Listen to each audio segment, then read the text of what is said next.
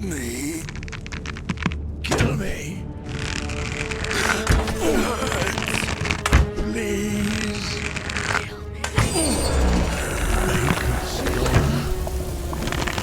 Help us.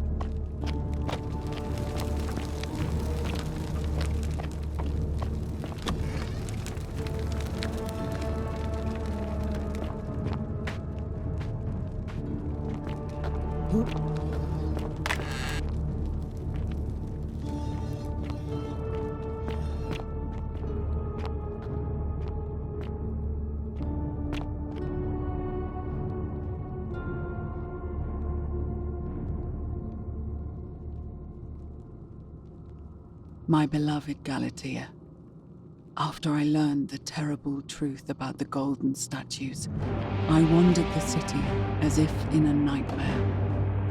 What must life be like for these poor souls, entombed in gold, but kept alive somehow? Trapped in their own personal Tartarus, consigned to eternal torment, too horrific for any sane mind to comprehend. I tried to offer them what small mercies I could. I began to talk to them, to keep them company. I'd imagine backstories for them, give them names, and tell them of the world, of the histories and stories I'd learned as a child. As the others became more concerned by my charity, I sought solitude from them, preferring the company of my tormented charges. Discovering a way into the abandoned palace, I began to spend my days walking its halls and sharing with its occupants ancient stories, my mind turning to those of Apollo and Daphne, Perseus and Medusa, and Pygmalion and Galatea. Pygmalion, the sculptor who fell in love with a beautiful statue, and who, praying to Aphrodite for aid, discovered that his beloved Galatea had come to life. It was then that I heard you whisper to me, Galatea. Forgive me. I know that is not your real name, just one I have borrowed from a story. But when I turned to look at you, I saw the most exquisitely beautiful woman I had ever known. Your face, forever frozen in a look of fleeting. Our meeting gave me new purpose, to free you from your golden prison, so that you might one day hear you speak, not just whisper, your true name to me. So I gathered tools for the long and difficult task ahead, barred the doors to this place, and set to work.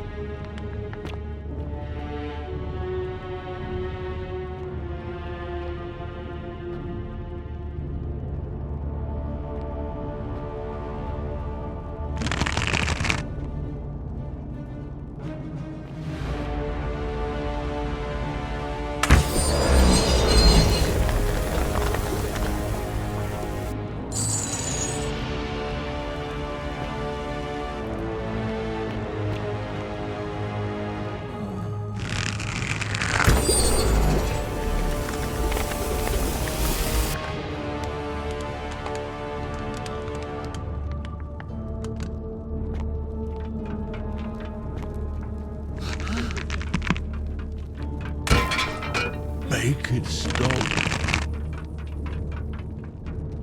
Kill us.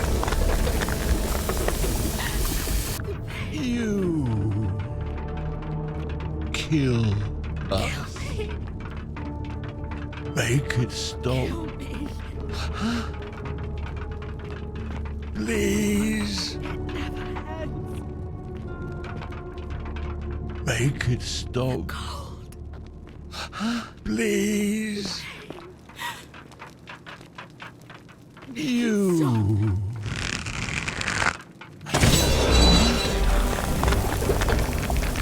Make it stop. Make it stop. Thank you.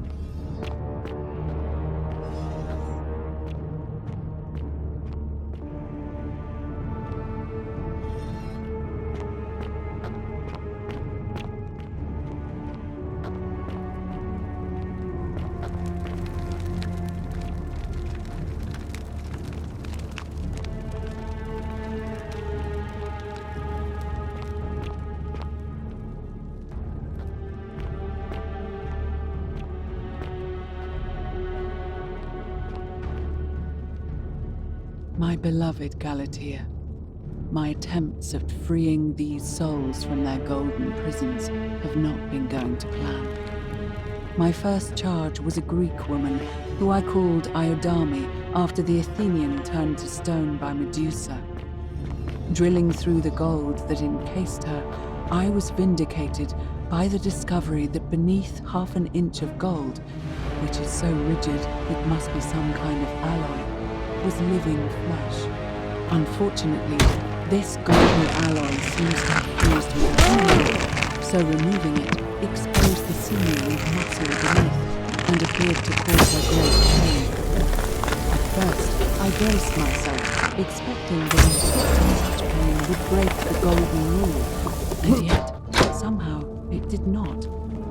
It seems whichever god is responsible for imprisoning these poor souls does not care about their suffering at all. They are forsaken. Undeterred, I pressed on, working late into the night, attempting to remove the golden layer that encased her as delicately as I could. Eventually, I was able to free most of her body, but when I released her from her restraints, her first act was to lunge for my throat, clawing at me with all her strength and those sharp metal talons. This was my thanks for trying to save her. Whatever possessed Iodami to attack, she was clearly not a suitable subject for my experiment, and I was forced to lock her inside an isolated wing of the palace and bar the door. As I continued working on others, I could hear her flailing and launching herself at the other side endlessly. Regrettably, my other experiments bore similar results, and after relocating a few times, most of the palace is now too dangerous to work in. Still, as much as my heart aches to know that you're suffering, I cannot risk attempting to ungild you yet. Not until I have perfected a method that will bring you back clean, whole in both mind and body, and ensuring your humanity is preserved. I promise you this. One day we will be together, even if I have to free every last statue in this god's forsaken place.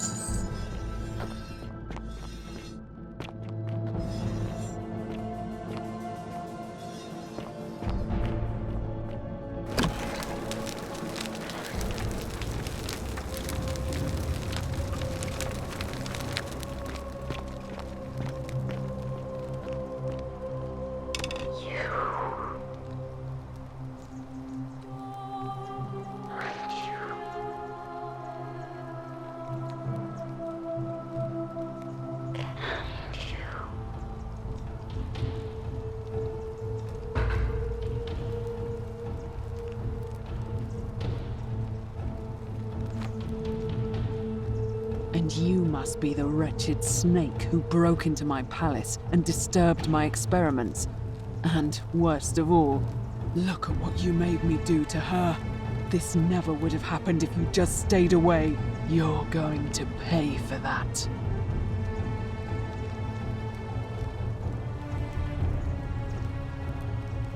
And you think I care about that? I don't care what happens to me, as long as you get what you deserve. Liar! I locked and barred the gate. I left a message warning you all to leave me alone. I just wanted to do my experiments in peace, for her. And now look at her. You made me turn the most beautiful woman I've ever seen into this. Look at her. She's in agony. All I wanted was to spend my last moments with her, to see her beautiful face, to hear her speak freely, instead of in those cryptic whispers.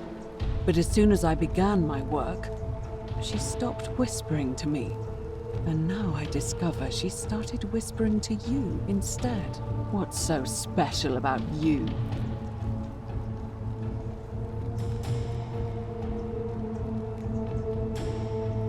What do you mean, the same voice?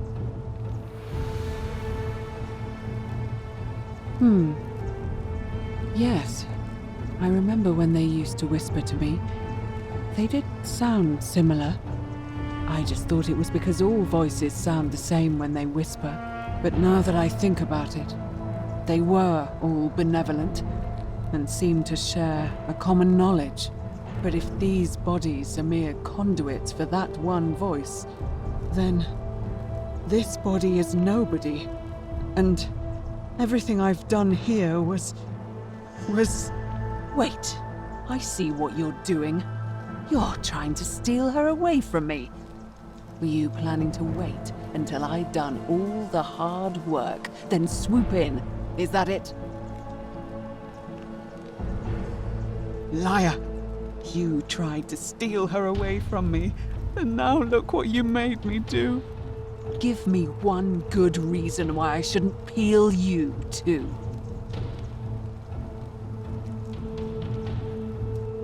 What? What are you talking about?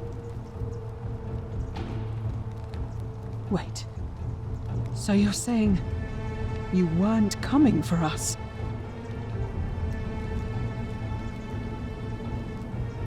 So I did all this.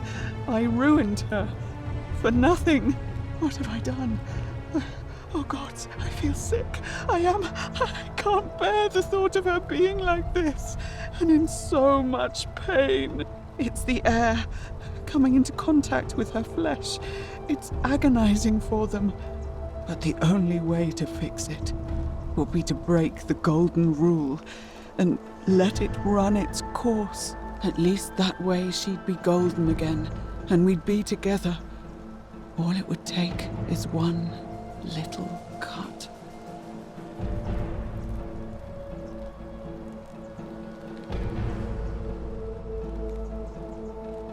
It's too late. There's nothing you can do. I have to do this. I'm sorry.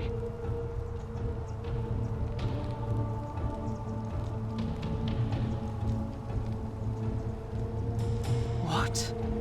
Wind back time? What are you talking about?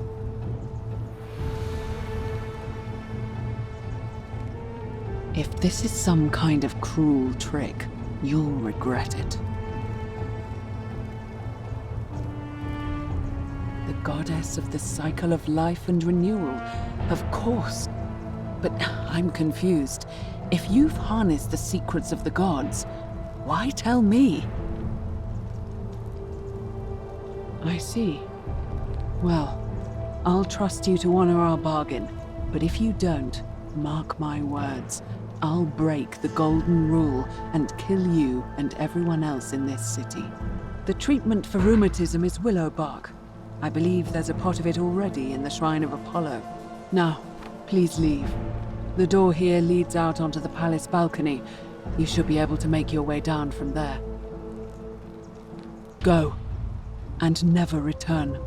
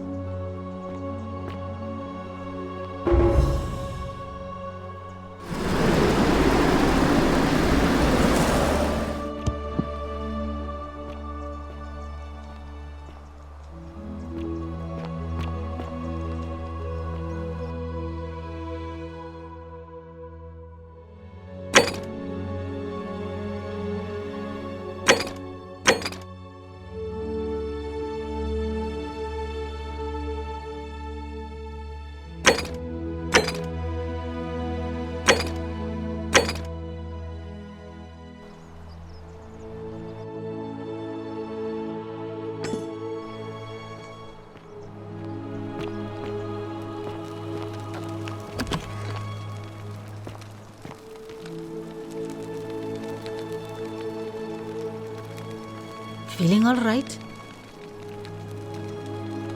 You made it into the palace. I'm impressed. How is Nevia?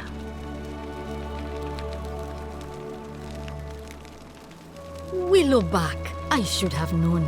It was under my nose the whole time. That's very helpful. Thank you. If this works, it should settle Rufius down some. I have some right here. Could you do me a favor and give him some of this? He'll just need to swallow a pinch of it. I'm hoping it will avert disaster.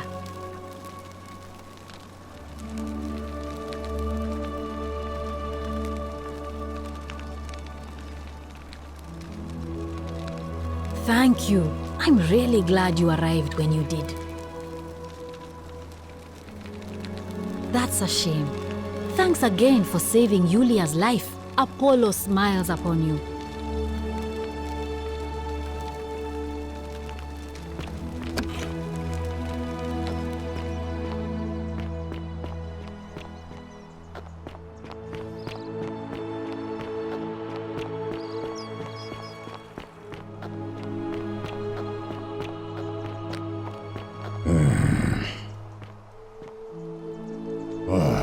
You again. What business is that of yours?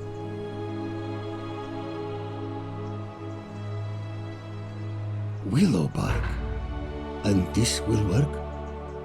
Oh, thank God. Finally, some relief. This is what I've been praying for. Maybe God hasn't abandoned me after all. Thank you. I've been in a lot of pain lately. The rheumatism, these cursed statues always watching, and the crisis of faith. It was too much. Started messing with my head. This is exactly what I needed to set it straight again. I owe you one. See you around.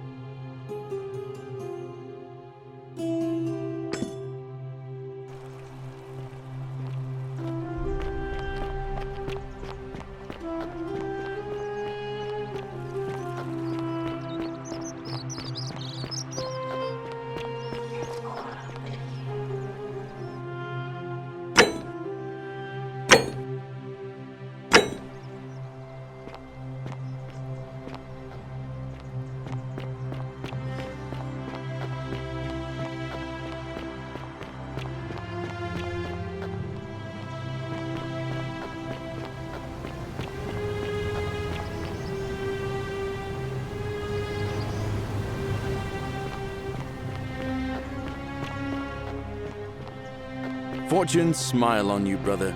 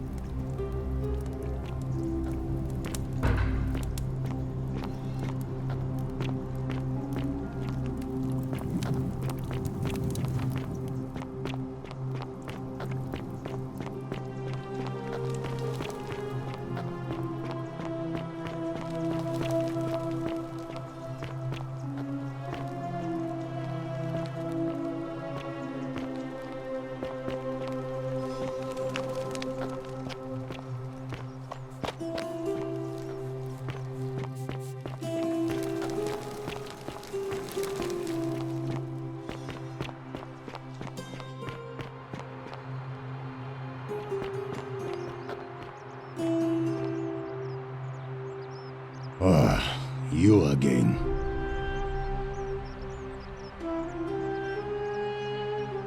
No idea what you're talking about?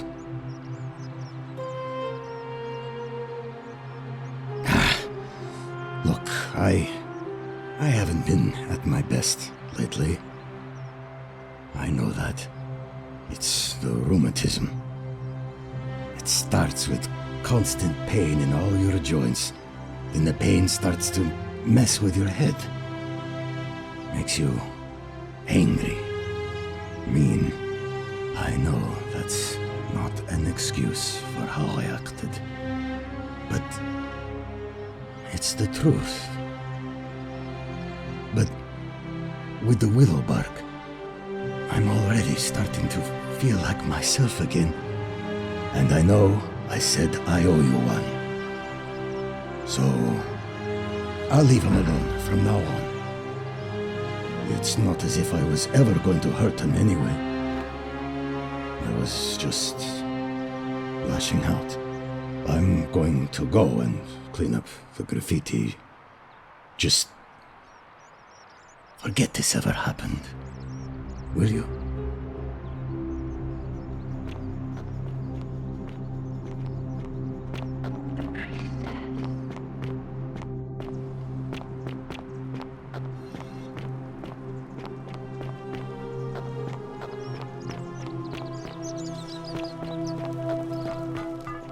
Sometimes I stare at the great temple on the bluff, and I think, whatever is in there, it has to be important. Ah, a new face. Salve, and welcome to a little community. My name's impossible to pronounce for most people, so you can just call me Virgil. I hear we have you to thank for saving Julia's life. I'm glad you arrived when you did.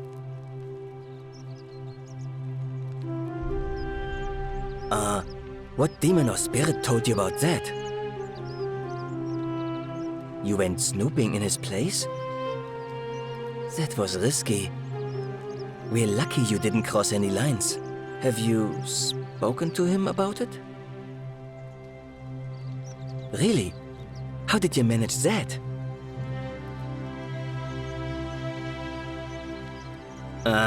Poor fellow. I've heard that can really mess with a person's head.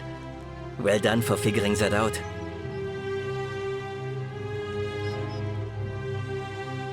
Really? That's promising. I'll keep an eye out for him. You wouldn't believe how often the new ones ask that question. But I'd tell you the same thing I tell everyone else. There are much worse places to live out your days. You might have a few sleepless nights thinking about the golden rule, but once you get used to the fear, knowing that a single slip-up could cost you everything, it's not too bad. Nothing new to me, anyway. Well, Malleolus is talking about loosening some of the restrictions in this place. And while it's all a bit vague, at least he has a vision. My vote isn't for sale, if that's what you're asking.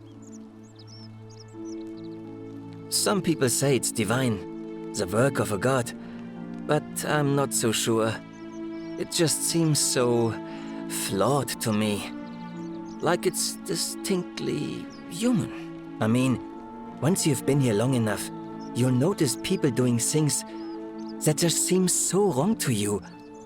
But this so-called god doesn't seem to care, which means one of two things. Either you don't know the difference between right and wrong, or this unknown god doesn't. And I'm pretty sure I know the difference. Do you? Good. Then I hope you'll agree that there are only two ways of dealing with unfair rulers. The first is to leave. The second is to remove the ruler from power. And it seems leaving may not be an option. I'm glad. It's best if I say no more, but I hope you'll give it some thought. Nice to talk to you.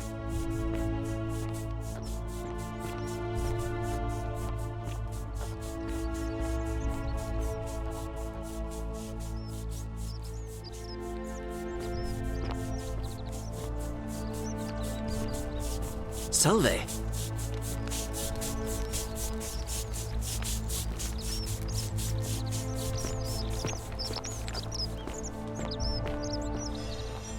Greetings and salutations. Greetings, I'm Georgius. It gladdens me to see another foreigner in our midst. We must stick together, you and I. And I must say, my sartorial friend, your clothing is most extraordinary.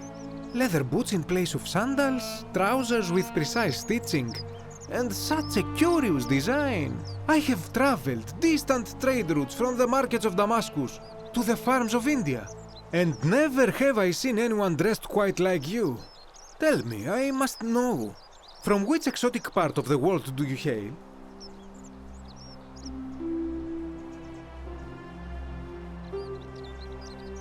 Is this a riddle, or perhaps you mean to say you feel like you are ahead of your time? I feel the same way.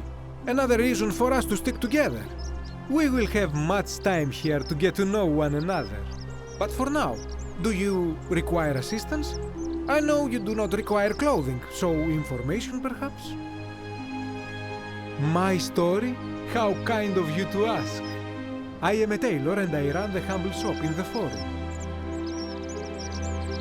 You mean to say, with all the turmoil and terror of the Golden Rule and so few customers, why bother setting shop at all? I'll tell you, it is precisely because of the Golden Rule that I wish to remind my friends of the importance of looking one's best. I say, the more of our customs we preserve down here, the more we can preserve a semblance of normality, the better our chances of keeping our heads. Don't you agree?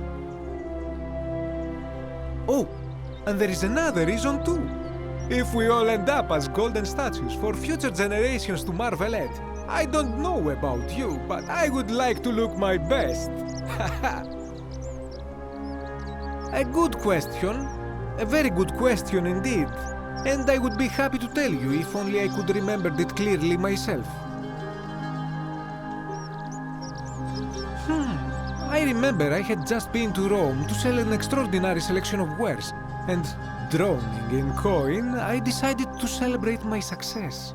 I rented a prestigious villa by the Tiber, invited over a few select friends, and we began making our way through some of the most exquisite wine money could buy. Quite a lot of it, in fact. Now, I have had visions and awoken in strange places before. I have even found myself naked in the desert sands more than once, but none of that compares to this. This time, I remember people screaming, then falling into a void as empty as time before creation, gasping for air, and then nothing. When I regained my faculties, I was lying naked by the banks of the Tiber, gods know how many miles from my villa. Indeed. I'm lucky I was carrying a little extra weight. I believe it kept me afloat. In any case, it seems I'd been rescued and resuscitated by a benevolent stranger. I went to find firewood for his campfire, stumbled across a cave, and discovered that trapdoor temple. And here I am.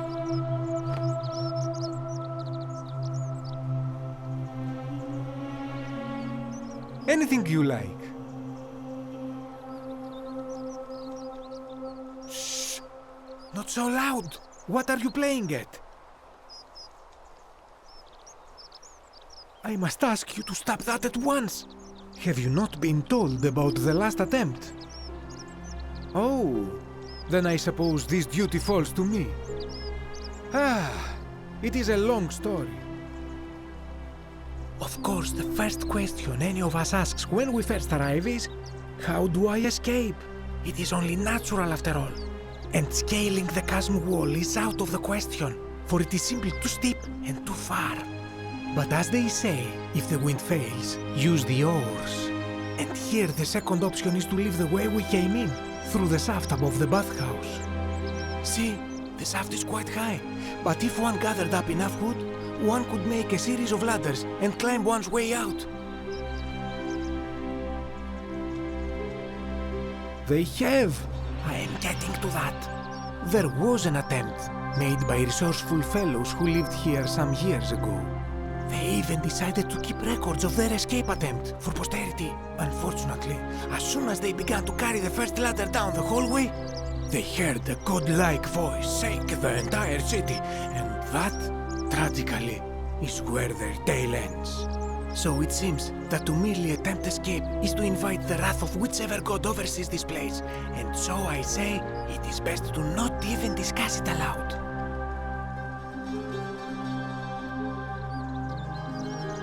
Ah, yes. The many shall suffer for the sins of the one. As a Greek, this is nothing new to me. It is how our gods operate. Have you not heard the tale of the god Hades? He was the first to learn this dreadful lesson when he abducted Persephone and imprisoned her in the underworld. When Demeter, the mother of Persephone, learned of this, she did not punish Hades, the guilty one. Instead, she changed the climate of Earth so that it became hot and dry. Nothing grew. The grain turned to empty husks and the rivers dried up. Innocent people died by the tens of thousands until at last the other gods were forced to act, lest they have no worshippers left. So yes, we know this rule. This has always been the case. The Golden Rule has merely brought it into focus. If we are to survive, I say we must each heed the simple wisdom of Thales of Miletus, first of the 7 sages of Greece, who said, "Avoid doing what you would blame others for doing." It does, doesn't it? But it is not enough for us to do this alone. For even if 99% of us adopt this principle, that will never be enough. Sadly, no matter how well we protect ourselves, the life's work of many good people can be undone in the blink of an eye by a single selfish act. Ah, the voice of experience. I am sorry for your loss, my friend. But on a lighter note, I will say one thing for the Golden Rule.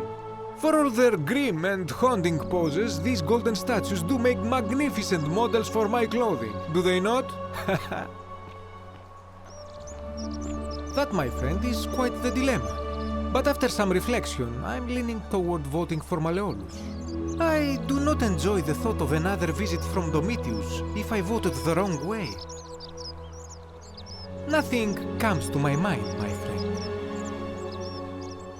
I hope that our paths cross again soon, my friend.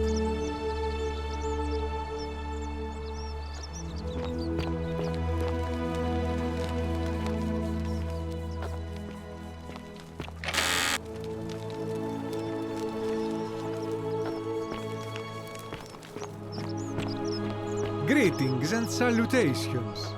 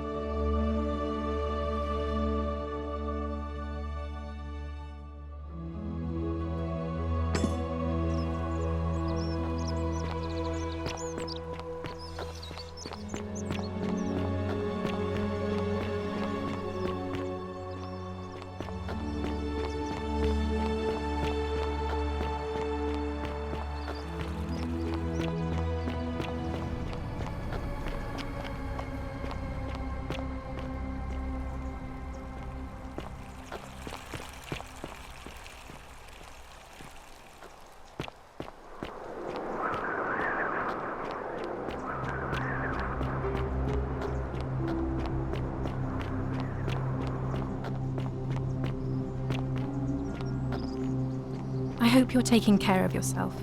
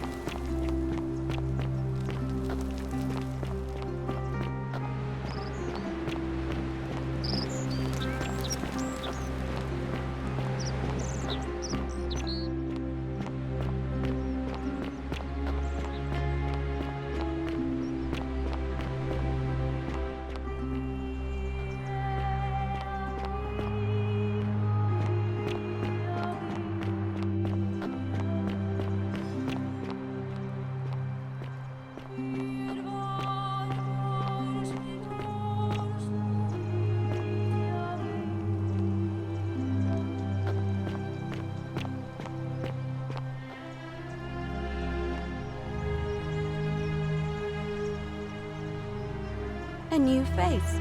Ave, and may Vesta watch over you. I'm Equitia. To what do I owe the pleasure of this visit?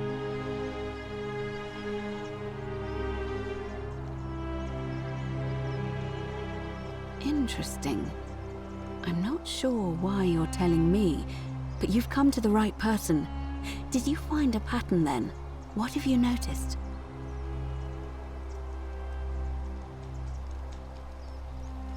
That's true. I know I wasn't entirely sure how I wound up here. What else? Yes, I suppose that could be something. But then most of us do tend to carry coins on our person, don't we? What else? Yes, I understand many of our friends were carried here by a river current. It's as I feared. I think I understand what poor Livia has been going through. Let me ask you this. Did you happen to encounter a stranger in the forest before you arrived here? And did you happen to catch her name? I see. And was this Karen, by any chance, wearing a hood? Because I've seen her before. There's something I think you should see. I think you'd better follow me to the baths. But don't follow too closely. We can't have people thinking we're bathing together.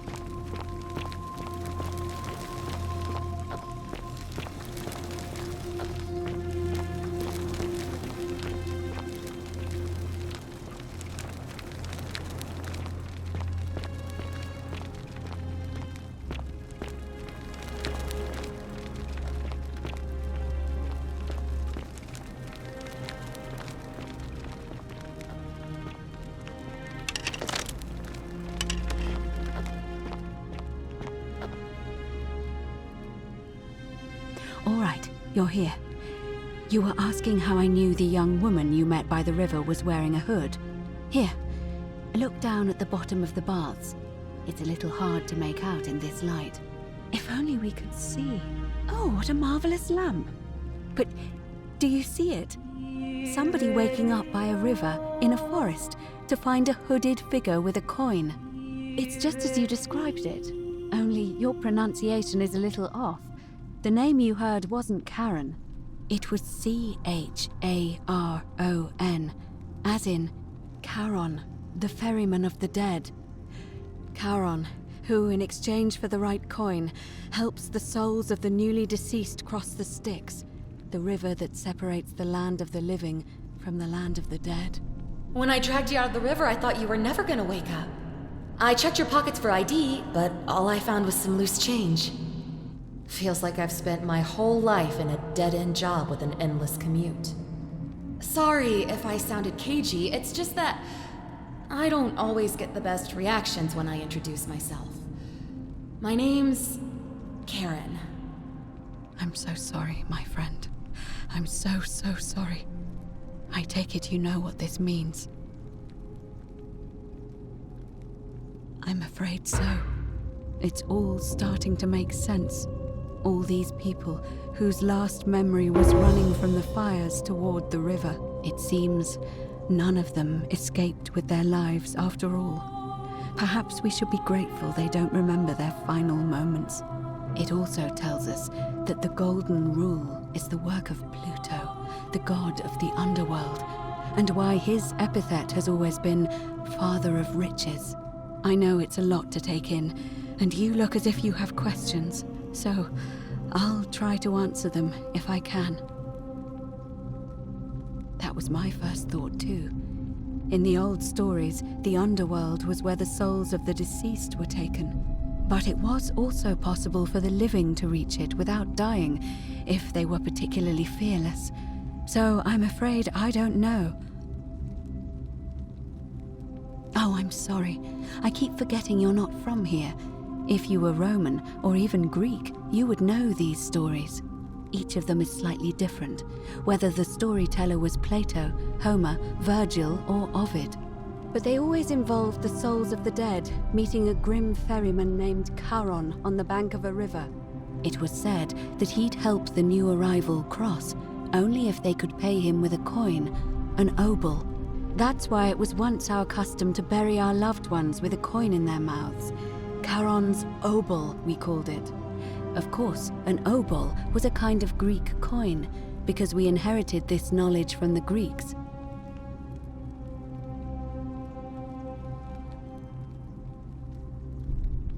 To be fair, the ferryman isn't exactly as the poets described, and he, she, they seem to appear to different people in different guises.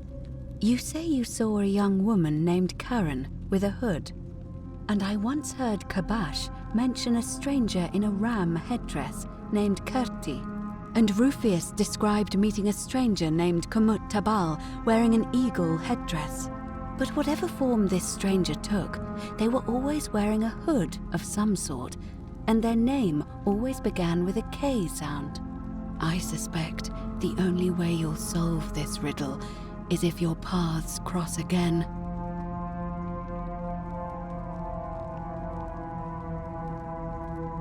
Good question. Let's see. In the stories, Charon would always require a coin as payment for passage across the river. But that never made any sense to me. What does an ancient immortal being need with coins? In our case, it seems Charon didn't take the coins we had. He or she merely checked we had one in our possession. So, maybe there's something special about the coins each of us had on us. That might explain why we wound up here, but so many others did not. No. I mean, I had my suspicions, especially after Livia's ramblings, but I would never have figured it out without your help, I promise you. Now that we know where we are, we have to figure out what to do about it, if we don't want to be cast into gold for eternity. We don't have much to go on, except the old stories. I remember 4 in particular about heroes in the underworld. Hercules, the demigod and son of Jupiter, Orpheus, a Thracian poet, Sisyphus, a king of Ephyra, and Aeneas, a Trojan hero. Hercules was able to leave the underworld because he cowed its god with his strength. Sisyphus and Orpheus both relied on their wits instead. They persuaded the goddess of the underworld, Proserpina, to help them escape. And finally, Aeneas was able to escape with the help of a spirit guide, who led him through a secret gate. So it seems you have 2 options: to confront the god of the underworld head-on, or find a way to escape with the help of Proserpina or some other guide.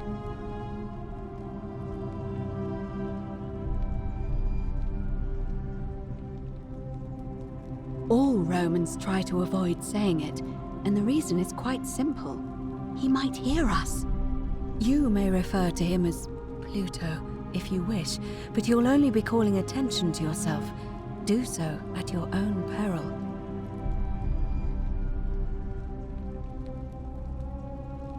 Shh!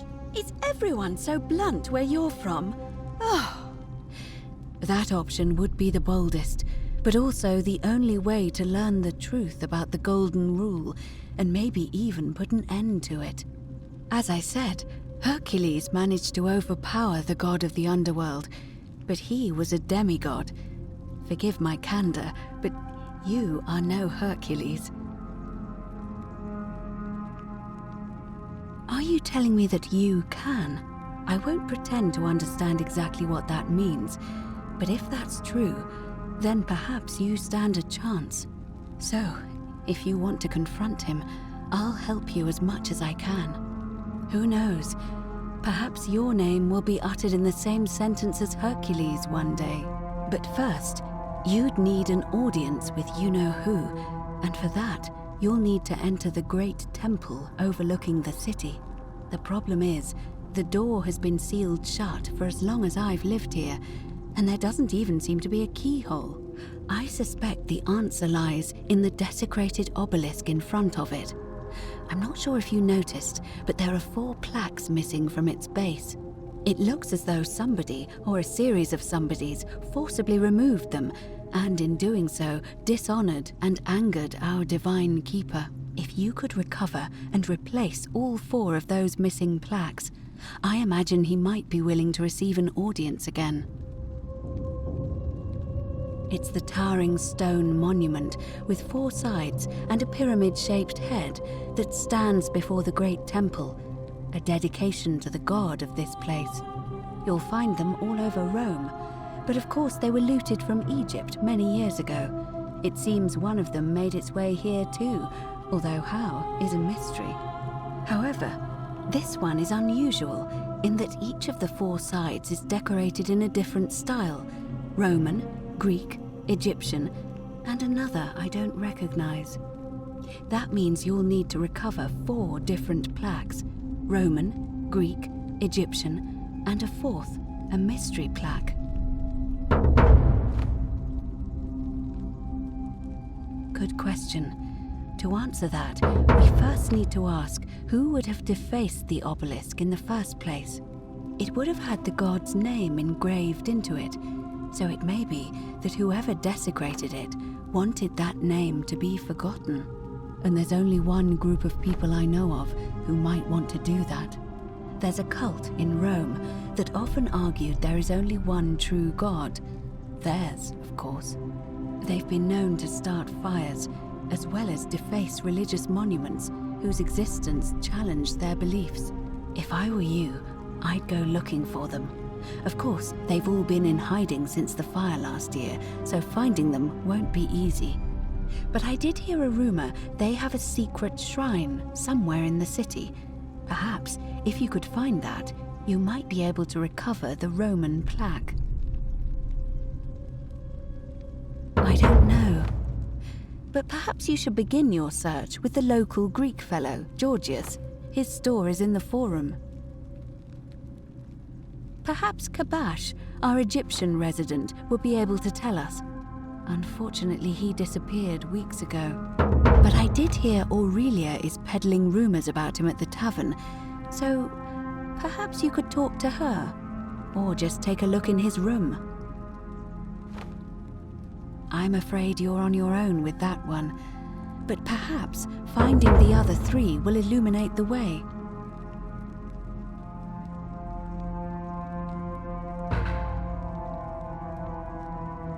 As I mentioned, both Orpheus and Sisyphus were said to have persuaded Proserpina to help them escape, and Aeneas was guided to the exit.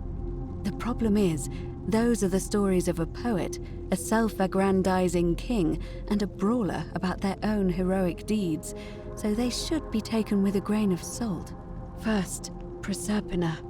What we do know about her is, well, it's a grim tale. It's said the god of the underworld abducted and dragged her here against her will, forcing her into marriage. If the stories are true, then I suppose so. The problem is, how do we communicate with her without being noticed by her captor? Leaving that aside for a moment, there is also the possibility of a spirit guide. I don't suppose you've come across one of those in your travels? Truly? And you're only bringing this up now? Then again, I suppose you were worried I'd think you were as mad as Navia. Can you tell me more? Is it the same voice? What kinds of thing does it say? Fascinating. Perhaps she's a benevolent spirit. Or perhaps... Perhaps you're hearing the voice of Proserpina herself. If she has indeed been abducted, it would make sense for her to speak in cryptic whispers to avoid detection. Tell me, has she told you anything that might lead you to the way out? Oh, I see. Well, let me know if you hear anything that might be a thread through this labyrinth.